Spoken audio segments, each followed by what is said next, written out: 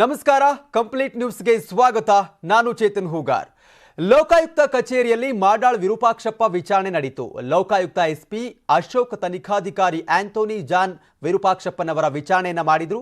Bowring ಆಸ್ಪತ್ರೆಯಲ್ಲಿ medical checkup ಮಾಡಿಸಿ ಊಟದ ವ್ಯವಸ್ಥೆಯೂ ಮಾಡಿದ್ರು.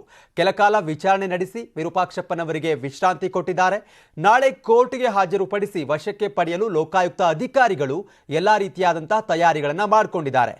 ಸಂಜೆ ಬಿಜೆಪಿ ಶಾಸಕ ಮಾಡಾಳು ವಿರೂಪಾಕ್ಷಪ್ಪನವರಿಗೆ ಜಾಮೀನು ರದ್ದಾಗಿತ್ತು. ಚನ್ನಗಿರಿಯಲ್ಲಿದ್ದಂಥ ಶಾಸಕರು ದಿಢೀರಂತ ಬೆಂಗಳೂರು ಕಡೆ ಹೊರಟಿದ್ರು. ಮಾರ್ಗದ ಮಧ್ಯೆಯೇ ತುಮಕೂರು ಬಳಿಯ ಕ್ಯಾತ್ಸಂದ್ರದ ಬಳಿ ಲೋಕಾಯುಕ್ತರು ಬಂಧಿಸಿದ್ರು.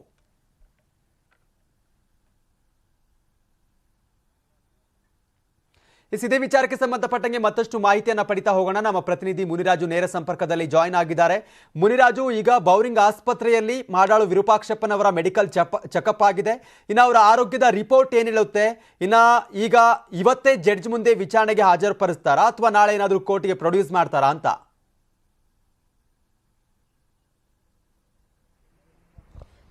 ಚೇತನ್, ಈಗ ಶಾಸಕ ಮಾಡಾಳ್ ವಿರೂಪಾಕ್ಷಪ್ಪ ಅವರನ್ನ ಲೋಕಾಯುಕ್ತ ಅಧಿಕಾರಿಗಳು ತಮ್ಮ ವಶಕ್ಕೆ ಪಡ್ಕೊಂಡಿದ್ದಾರೆ. ಇವತ್ತು ಅವರನ್ನ ತುಮಕೂರಿನ ಕ್ಯಾತ್ಸಂದ್ರ ಟೋಲ್ ಬಳಿ ಲೋಕಾಯುಕ್ತ ಅಧಿಕಾರಿಗಳು ವಶಕ್ಕೆ ಪಡ್ಕೊಂಡು ನಂತರ ಒಂದು ಅವರನ್ನ ಅರೆಸ್ಟ್ ಮಾಡುವಂತಹ ಪ್ರಕ್ರಿಯೆಯನ್ನು ಸಹ ಮುಗಿಸಿದ್ದಾರೆ. ನಂತರ ಅವರನ್ನ ಬೋರಿಂಗ್ ಆಸ್ಪತ್ರೆಯಲ್ಲಿ ವೈದ್ಯಕೀಯ ಚಿಕಿತ್ಸೆಗೆ ಒಳಪಡಿಸಿ ಅವರಿಗೆ ಅಲ್ಲಿ ಏನು ಇಸಿಜಿ ಮತ್ತೆ ಬಿಪಿ ಮತ್ತೆ ಶುಗರ್ ಲೆವೆಲ್ ಹಾಗೂ ಜನರಲ್ ಚೆಕಪ್ ಅನ್ನ ಮಾಡಿಸಿದ್ದಾರೆ. ಈ ವೇಳೆ ವೈದ್ಯರು ಅವರ ಆರೋಗ್ಯ ಒಂದು ಸಾಮಾನ್ಯವಾಗಿದ್ದು ಯಾವುದೇ ರೀತಿಯ ಒಂದು ತೊಂದರೆ ಇಲ್ಲ ಅಂತೇಳಿ ಒಂದು ರಿಪೋರ್ಟ್ ಕೊಟ್ಟ ನಂತರ ಈಗ ಲೋಕಾಯುಕ್ತ ಅಧಿಕಾರಿಗಳು ಅವರನ್ನ ಲೋಕಾಯುಕ್ತ ಕಚೇರಿಗೆ ಕರ್ಕೊಂಡು ಬಂದು ಇಲ್ಲಿ ವಿಚಾರಣೆ ಮಾಡುವಂತ ಕೆಲಸವನ್ನು ಸಹ ಮಾಡ್ತಾ ಇದ್ದಾರೆ. ಮೊದಲಿಗೆ ಈಗ ಅವರಿಗೆ ಒಂದು ಕೆಲವು ಲೀಗಲ್ ಪ್ರೊಸೀಜರ್ ಇರುತ್ತೆ. ಯಾಕಂದ್ರೆ ಒಬ್ಬ ವ್ಯಕ್ತಿಯನ್ನು ಕರ್ಕೊಂಡು ಬಂದು ವಿಚಾರಣೆ ಮಾಡಬೇಕಾದ್ರೆ ಮೊದಲು ಅವರನ್ನ ಬಂಧನ ಮಾಡಬೇಕು. ನಂತರ ಆ ಒಂದು ಕಾನೂನು ಪ್ರಕ್ರಿಯೆ ಇದೆ. ಆ ಒಂದು ಕಾನೂನು ಪ್ರಕ್ರಿಯೆಯನ್ನ ತನಿಖಾಧಿಕಾರಿಗಳು ಮುಗಿಸಿ ಈಗ ಪ್ರಾಥಮಿಕವಾಗಿ ಕೆಲವು ವಿಚಾರಣೆಯನ್ನು ಸಹ ಮಾಡ್ತಾ ಇರುತ್ತದೆ. ಈಗ ಸುಮಾರು ಕಳೆದ 40 ನಿಮಿಷದಿಂದ ಅವರನ್ನ ವಿಚಾರಣೆಗೆ ಒಳಪಡಿಸಿದ್ದಾರೆ. ನಂತರ ಇವತ್ತು ವಿಚಾರಣೆ ಮುಗಿದ ಬಳಿಕ ಅವರನ್ನ ಇಲ್ಲೇ ಲೋಕಾಯುಕ್ತ ಕಚೇರಿಯಲ್ಲೇ ರಾತ್ರಿ ವಾಸ್ತವ್ಯ ಇರುತ್ತೆ. ನಂತರ ನಾಳೆ ಬೆಳಿಗ್ಗೆ ಅವರನ್ನ ಜನಪ್ರತಿನಿಧಿಗಳ ವಿಶೇಷ ನ್ಯಾಯಾಲಯಕ್ಕೆ ಹಾಜರುಪಡಿಸಿ ಅಲ್ಲಿ ಲೋಕಾಯುಕ್ತ ಅಧಿಕಾರಿಗಳು ಹೆಚ್ಚಿನ ವಿಚಾರಣೆ ಸಲುವಾಗಿ ಅವರನ್ನ ತಮ್ಮ ವಶಕ್ಕೆ ಪಡ್ಕೊಳ್ಳೋದಕ್ಕೆ ಒಂದು ನ್ಯಾಯಾಲಯದ ಮುಂದೆ ಒಂದು ಮನವಿಯನ್ನ ಮಾಡ್ತಾರೆ. ಈ ವೇಳೆ ಈ ಒಂದು ಪ್ರಕರಣದಲ್ಲಿ ಸಂಬಂಧಪಟ್ಟಂತೆ ಇದುವರೆಗೆ ಅವರನ್ನ ಐದು ಬಾರಿ ಲೋಕಾಯುಕ್ತ ಅಧಿಕಾರಿಗಳು ನೋಟಿಸ್ ಅನ್ನು ಕೊಟ್ಟು ಒಂದು ವಿಚಾರಣೆಗೆ ಕರೆದಿದ್ರು. 5 ಬಾರಿ ಸಹ ಕೆಲವು ಮಾಹಿತಿಗಳನ್ನ ಕೊಟ್ಟರೆ ಇನ್ನು ಕೆಲವು ಒಂದು ಅಸ್ಪಷ್ಟ ಮಾಹಿತಿಗಳನ್ನ ಉತ್ತರವನ್ನ ಸಹ ಕೊಟ್ಟಿದ್ದಾರೆ. ಈ ಸಲುವಾಗಿ ಅವರನ್ನ ಮತ್ತೆ ವಶಕ್ಕೆ ಪಡೆದು ಒಂದು ಹೆಚ್ಚಿನ ವಿಚಾರಣೆ ನಡೆಸುವ ಸಲುವಾಗಿ ಒಂದು ನ್ಯಾಯಾಲಯದ ಮುಂದೆ ಒಂದು ಮನವಿಯನ್ನ ಮಾಡ್ತಾರೆ. ಈಗಾಗಲೇ ಮಾಡಾಳ್ ವಿರೂಪಾಕ್ಷಪ್ಪ ಅವರ ಮನೆ ಏನಿತ್ತು, ಸಂಜಯ್ ನಗರದ ಮನೆಯಲ್ಲಿ 6 ಕೋಟಿ ಹಣ ಸಿಕ್ಕಿತ್ತು. ಮತ್ತೆ ಅವರ ಪುತ್ರ ಮಾಡಾಳ್ ಪ್ರಶಾಂತ್ ಒಂದು ಕಚೇರಿಯಲ್ಲಿ ರೈಡ್ ಮಾಡಿದಾಗ 2 ಕೋಟಿ ಹಣ ಪತ್ತೆ ಆಗುತ್ತೆ.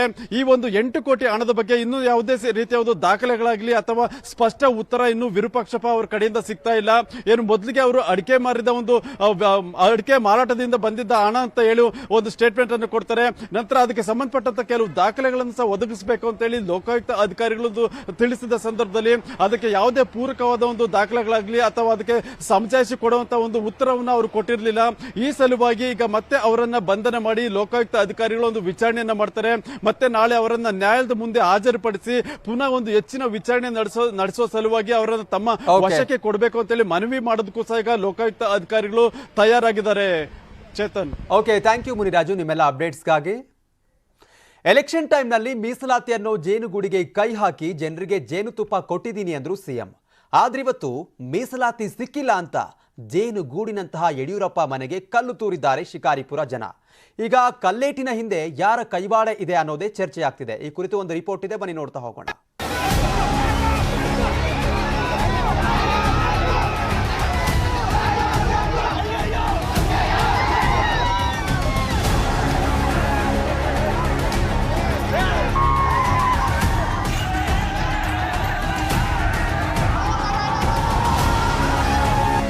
ಎಲ್ಲಿದ್ರೂ ಗೊತ್ತಿಲ್ಲ, ಏಕಾಏಕಿ ಸಾವಿರಾರು ಜನ ಯಡಿಯೂರಪ್ಪ ಮನೆ ಹತ್ರ ಬಂದರು.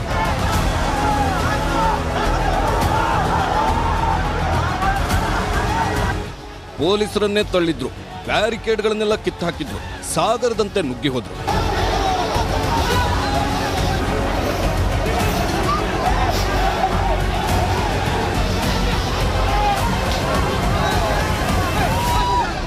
ಟೈರ್ಗಳಿಗೆ ಬೆಂಕಿ ಇಟ್ಟರು, ಯಡಿಯೂರಪ್ಪ ಹುಟ್ಟುಹಬ್ಬಕ್ಕೆ ಕೊಟ್ಟಿದ್ದ ಸೀರೆಗಳಿಗೆ ಬೆಂಕಿ ಇಟ್ಟರು.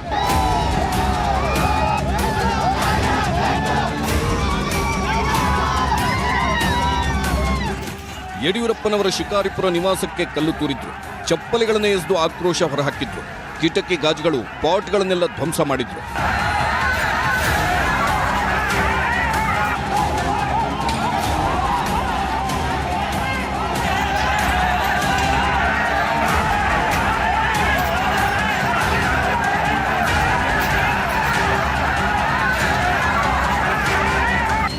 ಯಡಿಯೂರಪ್ಪ ನಿವಾಸ, ಕಟ್ಟಡಗಳ ಮೇಲೆ ಹತ್ತಿ ಬಿಜೆಪಿ ಧ್ವಜ ಕಿತ್ತು ಹಾಕಿದ್ರು. ಇನ್ನೊಂದು ಕಡೆ ಮೋದಿ ಬ್ಯಾನರ್ ಹರಿದು ಎಸ್ತು. ಪರಿಸ್ಥಿತಿ ಕೈಮೀರ್ತಿದ್ದಂತೆ ಪೊಲೀಸರು ಕೈಗೆ ಲಾಠಿ ತಗೊಂಡ್ರು. ಸಿಕ್ಕವರನ್ನ ಅಟ್ಟಾಡಿಸಿ ಲಾಠಿ ಚಾರ್ಜ್ ಮಾಡೇ ಬಿಟ್ರು.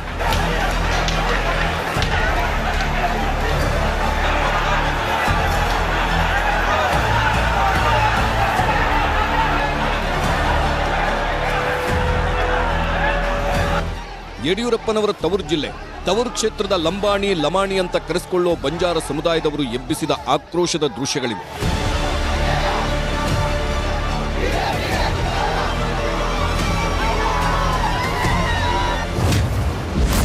ಬಂಜಾರ ಸಮುದಾಯ ಸಿಟ್ಟಾಗಿದ್ಯಾಕೆ? ನಿನ್ನೆ ತಾನೇ ಸಚಿವ ಪ್ರಭು ಚೌಹಾಣ್ ಬಂಜಾರ ಸಮುದಾಯಕ್ಕೆ ಅನ್ಯಾಯ ಅಂತ ಸರ್ಕಾರಕ್ಕೆ ಪತ್ರ ಬರೆದಿದ್ರು. ಇದರ ಬೆನ್ನಲ್ಲೇ ಬಂಜಾರ ಸಮುದಾಯಕ್ಕೆ ಸೇರಿದ ಪರಿಶಿಷ್ಟ ಜಾತಿಯನ್ನ ಒಳ ಮೀಸಲಾತಿಗೆ ಸೇರಿಸಿದ್ದಾರೆ. ಮೀಸಲಾತಿ ಪ್ರಮಾಣನೂ ಕಡಿಮೆ ಅಂತ ಇವತ್ತು ಯಡಿಯೂರಪ್ಪ ನಿವಾಸಕ್ಕೆ ಮುತ್ತಿಗೆ ಹಾಕಿ ಗಲಾಟೆ ಎಬ್ಬಿಸಿದ್ರು. ಘಟನೆಯಲ್ಲಿ ಸರ್ಕಲ್ ಇನ್ಸ್ಪೆಕ್ಟರ್ ಸೇರಿದಂತೆ 4 ಪೊಲೀಸರು ಕಲ್ಲೇಟಿನಿಂದ ಗಾಯಗೊಂಡಿದ್ದಾರೆ.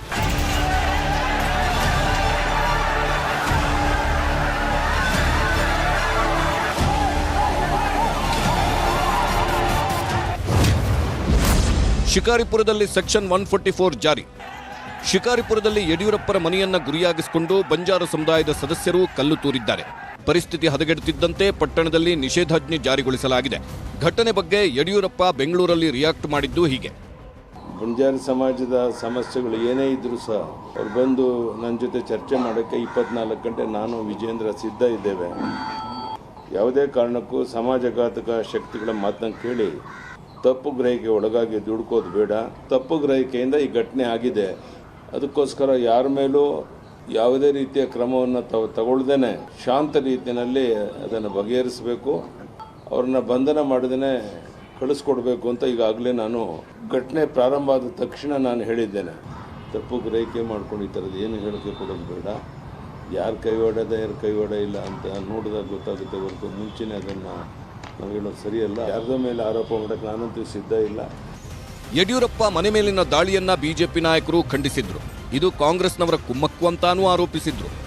ಸಹಜವಾಗಿ ಮನಸ್ಸು ನೋವಾಗುತ್ತೆ, ಆದರೆ ತತ್ಕ್ಷಣ ನಾನು SPDCಗೆ ಹೇಳಿದ್ದೇನೆ, ಯಾವುದೇ ಕ್ರಮ ತಗೊಳ್ಬೇಡಿ. ತಪ್ಪು ಗ್ರಹಿಕೆಯಲ್ಲಿ ಘಟನೆ ಆಗಿರ್ಬೋದು. ಬೆಳಗ್ಗೆಯಿಂದ ಎಲ್ಲ ಶಾಂತಿಯುತವಾಗಿದೆ. ಈಗ ವಾತಾವರಣ ತಿಳಿಯಾಗಿದೆ. ಅಲ್ಲಿಯ ಸ್ಥಳೀಯ ಕಾಂಗ್ರೆಸ್ ನಾಯಕರು ಪ್ರಚೋದನೆ ಇದೆ. ಇದರಲ್ಲಿ ಎಲ್ಲ ರೀತಿಯ ಸಾಮಾಜಿಕ ನಾಯಕ ಕೊಟ್ಟಾದ ಮೇಲೆ ಅವ್ರಿಗೆ ತಡ್ಕೊಳ್ಳೋಕ್ಕಾಗದೆ ಈ ಥರ ಹಿಂಸೆಗೆ ಪ್ರಚೋದನೆಯನ್ನು ಕೊಡ್ತಾ ಇದ್ದಾರೆ. ಈಗ ಸುರ್ಜೇವಾಲ ಅವರು ಹೇಳಬೇಕು, ಯಾರು ಜನರ ಮಧ್ಯೆ ಜಗಳ ಹಚ್ಚುವಂಥ ಶಕುನಿ ಯಾರಾದರೂ ಇದೆ ಅದು ಇಡೀ ಕಾಂಗ್ರೆಸ್ ಪಕ್ಷ. ಎಲ್ಲರಿಗೂ ಕರೆದು ಮುಖ್ಯಮಂತ್ರಿಗಳು ಮಾತನಾಡಿದ್ದಾರೆ. ಮುಖ್ಯಮಂತ್ರಿಗಳ ಆಫೀಸರ್ಸು, ಪೊಲಿಟಿಕಲ್ ಅವ್ರ ಜೊತೆಗಿರುವಂಥ ಪ್ರಮುಖರು ಎಲ್ಲರೂ ಮಾತನಾಡಿದ್ದಾರೆ. ಮಾತನಾಡಲಾರ್ದೆ ಮಾಡಲಿಕ್ಕಿಂತ ದೊಡ್ಡ ಡಿಸಿಷನ್ ತೊಗೊಳಿಕ್ಕೆ ಸಾಧ್ಯನೇ ಇಲ್ಲ. ಇದು ರಾಜಕೀಯ ಪ್ರೇರಿತನೂ ಇರಬಹುದು. ಮೂಗಿಗೆ ತುಪ್ಪ ಸವರೋ ಮೀಸಲಾತಿ, ಎಡಬಿಡಂಗಿ ನೀತಿಗೆ ಕಲ್ಲೆಸೆತಾನೇ ಸಾಕ್ಷಿ. ಇದು ಕಾಂಗ್ರೆಸ್ನವರ ಮಾತು. ಟ್ವಿಟರ್ನಲ್ಲಿ ಸಿಟ್ಟು ಹೊರಹಾಕಿರುವ ಕಾಂಗ್ರೆಸ್ ಬಿಜೆಪಿ ಮಾಡುವ ಅವಾಂತರಗಳಿಗೆ ಬಿಜೆಪಿಗೆ ಶಾಸ್ತಿ ಆಗಿದ್ದಕ್ಕೆ ಯಡಿಯೂರಪ್ಪ ಮನೆ ಮೇಲೆ ಕಲ್ಲೆಸೆತವೇ ನಿದರ್ಶನ. ತಳ ಸಮುದಾಯಗಳಿಗೆ ದ್ರೋಹವೆಸಗಿದ ಬೊಮ್ಮಾಯಿ ಮೂಗಿಗೆ ತುಪ್ಪ ಸವರುವ ಕುತಂತ್ರ ಜನತೆಗೆ ಅರ್ಥವಾಗಿದೆ. ಬಿಜೆಪಿಯ ಎಡಬಿಡಂಗಿ ನೀತಿಗೆ ಸಾಕ್ಷಿ ಅಂತ ಕಾಲೆಳೆದಿದೆ. Bureau report, news 18. ಇನ್ನು ಶಿಕಾರಿಪುರದಲ್ಲಿ ಮೀಸಲಾತಿ ಗಲಭೆ, ಬಿಎಸ್ವೈ ಮನೆ ಮೇಲೆ ದಾಳಿ ವಿಚಾರಕ್ಕೆ ಸಂಬಂಧಪಟ್ಟಂಗೆ 3 ಪೊಲೀಸರು ಬಂಧಿಸಿದ್ದಾರೆ. 3 ಜನರನ್ನ ಬಂಧಿಸಿದ್ದಾರೆ ಪೊಲೀಸರು. ಆ 3 ಜನರನ್ನ ಬಿಡುಗಡೆಗೆ ಆಗ್ರಹಿಸಿ ಡಿಸಿ ಕಚೇರಿ ಎದುರು ಬಂಜಾರ ಜನರು ಪ್ರತಿಭಟನೆಯನ್ನ ಮಾಡ್ತಿದ್ದಾರೆ.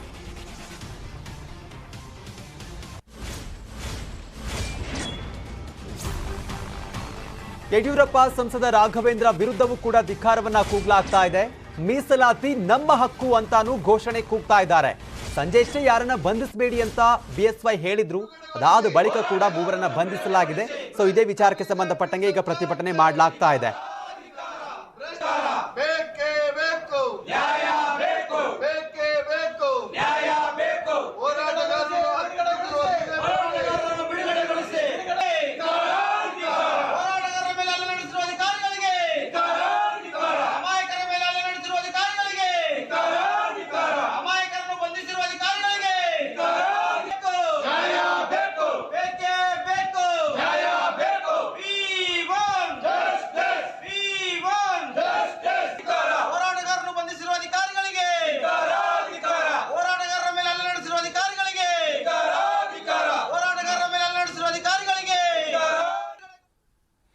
ಎಲೆಕ್ಷನ್ ಟೈಮ್ನಲ್ಲಿ ಬೊಮ್ಮಾಯಿ ಅವರನ್ನ ಸೋಲಿಸೋಕೆ ಕಾಂಗ್ರೆಸ್ ದೊಡ್ಡ ಪ್ಲಾನ್ ಅನ್ನ ಮಾಡ್ತಾ ಇದೆ. ಸಿಎಂ ಬೊಮ್ಮಾಯಿ ಅವರ ಪರಮಾಪ್ತ ಮಾಜಿ ಸಂಸದ, ಮಾಜಿ ಶಾಸಕ, ಪಂಚಮಸಾಲಿ ಪ್ರಬಲ ಮುಖಂಡನಾಗಿರುವಂತಹ ಮಂಜುನಾಥ್ ಕುನ್ನೂರ್ ಮತ್ತು ಅವರ ಪುತ್ರ ರಾಜು ಕುನ್ನೂರ್ ಕಾಂಗ್ರೆಸ್ ಸೇರಿದ್ರು.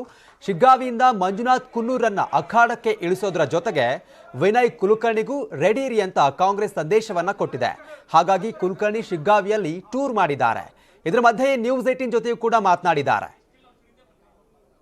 ರಾಜ್ಯದಲ್ಲಿ ತುಂಬಾ ಕುತೂಹಲ ಕೇಳಿರುವಂತಹ ವಿಧಾನಸಭಾ ಕ್ಷೇತ್ರ ಶಿಗ್ಗಾವಿ ವಿಧಾನಸಭಾ ಕ್ಷೇತ್ರ. ಈ ಒಂದು ಕ್ಷೇತ್ರದಿಂದ ಕೈ ಅಭ್ಯರ್ಥಿ ಯಾರು ಎಂಬ ಅನೇಕ ಒಂದು ಕುತೂಹಲ ಈಗಾಗಲೇ ಇರುವಂಥದ್ದು. ಅದಕ್ಕೆ ಆ ಒಂದು ಕ್ಷೇತ್ರಕ್ಕೆ ವಿನಯ್ ಕುಲಕರ್ಣಿ ಅವರ ಹೆಸರು ತುಂಬಾ ದಟ್ಟವಾಗಿ ಕೇಳಿ ಬರ್ತಾ ಇದೆ. ಹೈಕಮಾಂಡ್ ನಿಮ್ಮ ಜೊತೆಗೆ ಈ ವಿಚಾರ ಪ್ರಸ್ತಾಪ ಮಾಡಿದ್ರು, ಅವತ್ತು ಮಾಡಿದ್ರಷ್ಟೇ. ನನಗೆ ನಾನು ಮಾತಾಡಿಲ್ಲ, ಯಾರ ಜೊತೆ ನಾನು ಮಾತಾಡಿಲ್ಲ ಇದ್ರ ಬಗ್ಗೆ ವಿಷಯವನ್ನು. ಯಾಕಂದ್ರೆ ನಾನು ಆಗಾಗಲೇ ಹೇಳಿಲ್ಲ, ನಮ್ಮಲ್ಲಿ 13-14 ಕ್ಯಾಂಡಿಡೇಟ್ಗಳಿದಾರಲ್ಲಿ, ಯಾರು ಒಳ್ಳೆಯವ್ರದಾರ ಕೊಡಲಿ, ಅವ್ರು ನಿಂತು ಅವ್ರ ಇಲೆಕ್ಷನ್ ನಾವು ಪ್ರಯತ್ನ ಮಾಡಿ ಮಾಡೋದಂತಷ್ಟೇ. ಸರ್ ಓಕೆ, ಒಂದು ವೇಳೆ ನಿಮಗೆ ಹೈಕಮಾಂಡ್ ಅವರು ನೀವೇನು ನಿಲ್ಬೇಕಂತ ಒತ್ತಾಯ ಮಾಡಿದರೆ ಸರ್ ಏನು ಸರ್? ಮುಂದೆ ನಮ್ಮೆಲ್ಲರೂ ಕೇಳ್ತೀನಿ, ಕೇಳಿ ಆಮೇಲೆ ವಿಚಾರ ಮಾಡಿ ಹೇಳ್ತೀನಿ. ನಾನು ಹೈಕಮಾಂಡ್ ಜೊತೆ ನಾವು ವಿಚಾರ ಮಾಡಿಲ್ಲ, ನನ್ನ ಹೈಕಮಾಂಡು ಆ ಥರ ಕೇಳಿಲ್ಲ. ಕೇಳಿದ್ರೆ ಆಮೇಲೆ ನಮ್ಮೆಲ್ಲ ಇಲ್ಲಿದ್ದಂಥ ಅಭ್ಯರ್ಥಿಗಳು ಅದಾರ, ಎಲ್ಲರೂ ಕೂಡ ನಾವು ಚರ್ಚೆ ಮಾಡ್ಕೊತೀವಿ. ಪಂಚಮಸಾಲಿ ಹೋರಾಟಕ್ಕೆ ಸಂಬಂಧಪಟ್ಟಂಗೆ ತಾವು ಕೂಡ ಎಂತಂದ್ರೆ ಫೈಟ್ ಮಾಡಿದ್ರಿ. ಸೊ ಸರ್ಕಾರಕ್ಕೆ ಏನು ಹೇಳ್ತೀವಿ ಸರ್? ಮತ್ತೆ 2D ಮೀಸಲಾತಿ ಕೊಟ್ಟಿದೆ ಅಂತ ಹೇಳ್ತಾ ಇದ್ದಾರೆ. ಅಲ್ಲ, 2D ನಾವು ಯಾರೂ ಕೇಳೇ ಇಲ್ಲ, ನಾವು ಕೇಳಿದ್ದು 2A. ಇದನ್ನು ಗೊಂದಲದ ವಾತಾವರಣ, ಆಮೇಲೆ ಇದು ಟೋಟಲಿ ಅನ್ಸೈಂಟಿಫಿಕ್ ಆದಂಥದ್ದು. ಇದು ಯಾವುದು ಸಂವಿಧಾನಾತ್ಮಕವಾಗಿ ಕೂಡ ಇದು ಸೆಟ್ ಆಗಲ್ಲ. ನೀವು ವಿಚಾರ ಮಾಡಿ, ಯಾವುದೋ ಒಂದು ಸಮಾಜಕ್ಕೆ ತೆಗೆದು ಈ ಸಮಾಜಕ್ಕೆ ಕೊಟ್ಟು ಈ ಗೊಂದಲ ಬೇಕಾ ಯಾರಿಗಾರ? ಆಮೇಲೆ ಇಲೆಕ್ಷನ್ ಪರ್ಪಸ್ ಇದನ್ನು ಕ್ರಿಯೇಟ್ ಮಾಡೋಕ್ಕೆ ಮಾಡ್ದಂಥದ್ದು ಅನ್ನೋದು ಹೇಳಕತ್ವ. ಯಾಕಂದ್ರೆ ನಾನು ಈಗಾಗಲೇ ಹೇಳಿ, ಅದನ್ನು ತೆಗೆದಿದ್ದು ದುರುದ್ದೇಶ, ಇವ್ರಿಗೆ ಕೊಟ್ಟಿದ್ದು ದುರುದ್ದೇಶ. ಇದು ಯಾವುದೂ ಯಾರಿಗೂ ಒಳ್ಳೇದಂಗಿಲ್ಲ. ಯಾಕಂದ್ರೆ ಸಹಜವಾಗಿ ನೋಡಿರಿ, ಇವತ್ತು 56% ರೀಚ್ ಮಾಡ್ಯಾರ. ನಮಗೆ ಕಾನೂನಾತ್ಮಕವಾಗಿ ಇರೋದು 50% ಕ್ರಾಸ್ ಮಾಡೋಕ್ಕೆ ಬರೋಂಗಿಲ್ಲ. ಮೊನ್ನೆ ಸದಾಶಿವ ಆಯೋಗ ಕೂಡ ಮಾಡಿದರು. ಸದಾಶಿವ ಆಯೋಗ ಕೂಡ 6% ಇನ್ಕ್ರೀಸ್ ಮಾಡಿದರು. ಯಾವ ರೀತಿಯಾಗಿ ಕೊಡ್ತಾರೆ ಅದನ್ನು? ಎಲ್ಲರ ಕಣ್ಣೊಳಗೂ ಮಣ್ಣು ಏರಿಸುವಂಥ ಕೆಲಸ ಇವತ್ತು ಇವ್ರು ಮಾಡಕತ್ತಾರೆ. ಕಾಂಗ್ರೆಸ್ಗೆ ಎಷ್ಟು ಪ್ಲಸ್ ಆಗ್ಬೋದು ಸರ್ ಹಾಗಾದ್ರೆ? ಯಾರಿಗೆ ಪ್ಲಸ್ ಆಗುತ್ತೋ ಮೈನಸ್ ಆಗುತ್ತೋ ನನಗೆ ಗೊತ್ತಿಲ್ಲ. ಪ್ಲಸ್ ಮೈನಸ್ ಬಗ್ಗೆ ನಾನು ಮಾತಾಡತ್ತಿಲ್ಲ, ಇಲ್ಲಿ ಸತ್ಯಾಸತ್ಯತೆ ಮಾತಾಡತ್ತೀನಿ. ಇದು ವಿನಯ್ ಕುಲಕರ್ಣಿ ಅವರ ಮಾತಾಗಿದೆ. ಹಾವೇರಿಯಿಂದ Ramesh BH, news 18 Kannada. Break ಆದ್ಮೇಲೆ ಮತ್ತೆ ಕಂಪ್ಲೀಟ್ ನ್ಯೂಸ್ಗೆ ಸ್ವಾಗತ. ಬಿಜೆಪಿಗೆ ಮರಳಿದ ಮಾಜಿ ಶಾಸಕ ಹೇಮಂತ್ ಚಂದ್ರ ಸಾಗರ್. ಜೆಡಿಎಸ್ ತೊರೆದು ಬಿಜೆಪಿಗೆ ಮರಳಿದ್ದಾರೆ ಹೇಮಂತ್ ಚಂದ್ರ ಸಾಗರ್. 2008ರಲ್ಲಿ ಬಿಜೆಪಿ ಶಾಸಕರಾಗಿದ್ದರು ಹೇಮಂತ್ ಚಂದ್ರ ಸಾಗರ್. 2013-18ರಲ್ಲಿ ಬಿಜೆಪಿ ಟಿಕೆಟ್ ಸಿಗದೆ ಜೆಡಿಎಸ್ಗೆ ಸೇರ್ಪಡೆಯಾಗಿದ್ದರು. ಅಸಮಾಧಾನಗೊಂಡು ಈಗ ಚಿಕ್ಕಪೇಟೆ ಕ್ಷೇತ್ರದ ಮೇಲೆ ಕಣ್ಣಿಟ್ಟಿದ್ದಾರೆ ಹೇಮಚಂದ್ರ ಸಾಗರ್. ಹಾಲಿ ಚಿಕ್ಕಪೇಟೆ ಬಿಜೆಪಿ ಶಾಸಕ ಉದಯ್ ಗರುಡಾಚಾರ್ಗೆ ಟೆನ್ಷನ್ ಶುರುವಾಗಿದೆ. ಯಾಕಂತಂದ್ರೆ 2018ರ ಸಂದರ್ಭದಲ್ಲಿ ಇವರಿಗೆ ಟಿಕೆಟ್ ಸಿಗೋದಿಲ್ಲ, ಹಾಗಾಗಿ ಗರುಡಾಚಾರ್ ಅವರಿಗೆ ಟಿಕೆಟ್ ಸಿಗುತ್ತೆ. ಸೊ ಹಾಗಾಗಿ ಅವರು ಜೆಡಿಎಸ್ಗೆ ಹೋಗಿರ್ತಾರೆ ಅಸಮಾಧಾನಗೊಂಡು. ಈಗ ಮತ್ತೆ ಮರಳಿ ಬಿಜೆಪಿಗೆ ಬಂದಿದ್ದಾರೆ ಮಾಜಿ ಶಾಸಕ ಹೇಮಚಂದ್ರ ಸಾಗರ್.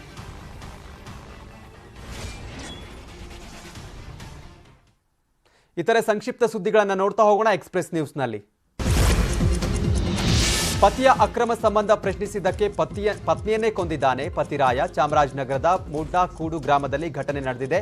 27 ವರ್ಷದ MC ಸೌಮ್ಯ ಕೊಲೆಯಾಗಿದ್ದು, ಪರ ಸ್ತ್ರೀಯರೊಂದಿಗೆ ಅಕ್ರಮ ಸಂಬಂಧ ಹೊಂದಿದ ಪತಿ ಮಹೇಶ್ಚಂದ್ರ ಗುರುನನ್ನ ಪೊಲೀಸರು ವಶಕ್ಕೆ ಪಡೆದಿದ್ದಾರೆ. ದಂಪತಿಗೆ 5 ವರ್ಷದ ಹೆಣ್ಣು ಮಗು ಕೂಡ ಇದೆ. ಮಹಾರಾಷ್ಟ್ರ ಸರ್ಕಾರಿ ಬಸ್ನಲ್ಲಿ ಸಾಗಿಸ್ತಾ ಇದ್ದ 27 ಲಕ್ಷ ಹಣವನ್ನ ಬಾಚಿ ಚೆಕ್ಪೋಸ್ಟ್ನಲ್ಲಿ ಪೊಲೀಸರು ಸೀಸ್ ಮಾಡಿದ್ದಾರೆ. ಮಹಾರಾಷ್ಟ್ರ ಸಾರಿಗೆ ಸಂಸ್ಥೆಯ ಬಸ್ನಲ್ಲಿ ಹಣ ಸಾಗಿಸ್ತಾ ಇದ್ದ ಪಾಂಡುರಂಗ ಅನ್ನುವವರನ್ನ ಬೆಳಗಾವಿ ಗ್ರಾಮೀಣ ಪೊಲೀಸರು ವಶಕ್ಕೆ ಪಡೆದು ವಿಚಾರಣೆ ಮಾಡ್ತಿದ್ದಾರೆ. ವಿಜಯಪುರ ಪೊಲೀಸರು ಭರ್ಜರಿ ಬೇಟೆ ನಡೆಸಿದ್ದಾರೆ. ದಾಖಲೆ ಇಲ್ಲದೆ ಕಾರಿನಲ್ಲಿ ಸಾಗಿಸಲಾಗ್ತಾ ಇದ್ದ 54,49,000 ಹಣವನ್ನ ವಶಪಡಿಸಿಕೊಂಡಿದ್ದಾರೆ. ಜಳಕಿ ಚೆಕ್ಪೋಸ್ಟ್ನಲ್ಲಿ ತಪಾಸಣೆ ನಡೆಸ್ತಾ ಇದ್ದಂಥ ಸಂದರ್ಭದಲ್ಲಿ ಹಣ ಪತ್ತೆಯಾಗಿದೆ. ಧಾರವಾಡ ಗ್ರಾಮೀಣ ಠಾಣೆ ಪೊಲೀಸರು ದಾಖಲೆ ಇಲ್ಲದೆ ಸಾಗಾಟ ಮಾಡ್ತಿದ್ದಂಥ 25 ಲಕ್ಷ ರೂಪಾಯಿ ಮೌಲ್ಯದ 12,000 ಸೀರೆಗಳನ್ನು ವಶ ಪಡೆದುಕೊಂಡಿದ್ದಾರೆ. ಗದಗದಲ್ಲಿ ನಡೆದ ಕಂದಾಯ ಗ್ರಾಮಗಳ ಹಕ್ಕುಪತ್ರ ವಿತರಣಾ ಕಾರ್ಯಕ್ರಮದಲ್ಲಿ ಗಲಾಟೆ ನಡೆದಿದೆ. ಹಕ್ಕುಪತ್ರ ವಿತರಣೆಯಲ್ಲಿ ಜಿಲ್ಲಾಡಳಿತ ರಾಜಕೀಯ ಮಾಡಿದೆ. ಬಿಜೆಪಿ ಕಾರ್ಯಕರ್ತರಿಗೆ ಮಾತ್ರ ಹಕ್ಕುಪತ್ರ ನೀಡಿದ್ದಾರೆ ಅಂತ ಅಡವಿ ಸೋಮಾಪುರ ತಾಂಡದ ನಿವಾಸಿಗಳು ಗಲಾಟೆ ಮಾಡಿದ್ರು. ಹಲವು ವರ್ಷಗಳಿಂದ ನಾವು ಮನೆ ಮಾಡಿಕೊಂಡು ಒಂದೇ ಕಡೆ ವಾಸವಾಗಿದ್ದೇವೆ, ಆದರೆ ಹಕ್ಕುಪತ್ರ ಕೊಡ್ತೇವೆ ಅಂತ ನಮ್ಮನ್ನ ಕರೆಸಿ ಅನ್ಯಾಯ ಮಾಡಿದ್ದಾರೆ ಅಂತ ಗಲಾಟೆ ಮಾಡಿದ್ರು. ಚಲಿಸುತ್ತಿದ್ದ ಖಾಸಗಿ ಶಾಲಾ ಬಸ್ಗೆ ಆಕಸ್ಮಿಕ ಬೆಂಕಿ ಬಿದ್ದ ಘಟನೆ ಬಳ್ಳಾರಿ ಜಿಲ್ಲೆಯ ಸಿರಿಗೊಪ್ಪದಲ್ಲಿ ನಡೆದಿದೆ. ಇಂಜಿನ್ನಲ್ಲಿ ಕಾಣಿಸಿಕೊಂಡ ಬೆಂಕಿ ಬಸ್ಸನ್ನೇ ಆಹುತಿ ಪಡೆದಿದೆ. ಅದೃಷ್ಟವಶಾತ್ ಹೊಗೆ ಗಮನಿಸಿದಂತ ಚಾಲಕ ಬಸ್ನಲ್ಲಿದ್ದ 50ಕ್ಕೂ ಹೆಚ್ಚು ವಿದ್ಯಾರ್ಥಿಗಳನ್ನು ಕೆಳಗಿಳಿಸಿದ್ದಾನೆ. ಸ್ಥಳಕ್ಕೆ ಅಗ್ನಿಶಾಮಕ ಸಿಬ್ಬಂದಿ ದೌಡಾಯಿಸಿದ್ದು ಬೆಂಕಿ ನಂದಿಸಿದ್ದಾರೆ. ಗುಜರಾತ್ನಲ್ಲಿ ಡಿಜಿಎಫ್ಟಿ ಅಧಿಕಾರಿ ಕಚೇರಿ ಮೇಲೆ ಸಿಬಿಐ ಟೀಮ್ ದಾಳಿ. ಅಧಿಕಾರಿ ಕಟ್ಟಡದಿಂದ ಜಿಗಿದು ಎಸ್ಕೇಪ್. ಮನೆಯಿಂದ 1 ಕೋಟಿ ರೂಪಾಯಿ ಇದ್ದ ಬ್ಯಾಗ್ ಕೆಳಗೆ ಎಸೆದ ವಿಡಿಯೋ ವೈರಲ್. ನ್ಯಾಯಾಂಗ ಸುಧಾರಣೆ ಖಂಡಿಸಿ ಇಸ್ರೇಲಿನಾದ್ಯಂತ ಪ್ರತಿಭಟನೆ. ಬೆಂಜಮಿನ್ ನೇತಾನ್ಯಾಹು ಸರ್ಕಾರ ಜಾರಿ ಮಾಡಲು ಮುಂದಾಗಿರುವಂತಹ ನ್ಯಾಯಾಂಗ ಸುಧಾರಣೆ ಖಂಡಿಸಿ ಹೋರಾಟ. ಪ್ರತಿಭಟನಾಕಾರರ ಮೇಲೆ ಅಶ್ರುವಾಯು ಸಿಡಿಸಿದ ಪೊಲೀಸರು. ಪಾಕಿಸ್ತಾನದಲ್ಲಿ ಹಣದುಬ್ಬರ ದಾಖಲೆ 47%ಗೆ ಏರಿಕೆ. ಪ್ರತಿ ಕೆಜಿ ಈರುಳ್ಳಿಯ ದರ 225 ರೂಪಾಯಿ. ಗೋಧಿ ಚೀಲ ವಿತರಿಸುವಾಗ ಕಾಲ್ತುಳಿತಕ್ಕೆ ಓರ್ವ ವ್ಯಕ್ತಿ ಬಲಿ.